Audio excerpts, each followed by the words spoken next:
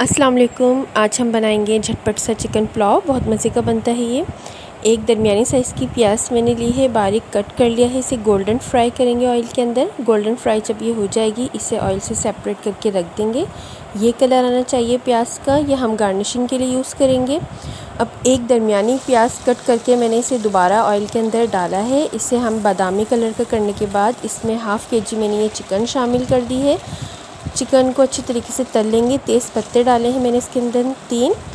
अब इसके अंदर 2 टेबलस्पून में जिंजर गार्लिक का पेस्ट शामिल कर रही हूँ। 2 टीस्पून मैंने सॉल्ट डाला है। एक जायफल का पीस डाला है। दालचीनी डाली है, बड़ी इलायची, छोटी इलायची, काली मिर्चें और ये थोड़ी सी लौंगे।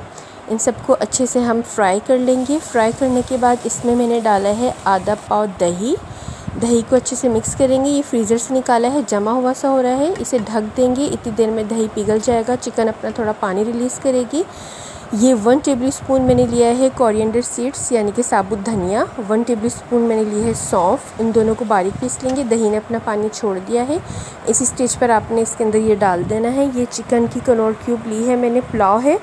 एक डालना है आपने ये सूप स्टॉक और 3 आलू बुखारे मैंने डाले हैं। और ये मैंने बादियान के 4 फूल इसमें शामिल किए हैं। हरा धनिया, पुदीना और हरी मिर्चें डाली हैं। इसे थोड़ी सी देर हम भूनेंगे और इसमें ये पानी शामिल कर देंगे। इतना पानी लेना है कि आपके चावल अच्छे से गल जाए और खिले खिले बने। चावल भी मैंने इसमें लिए हैं हाफ़ के जी।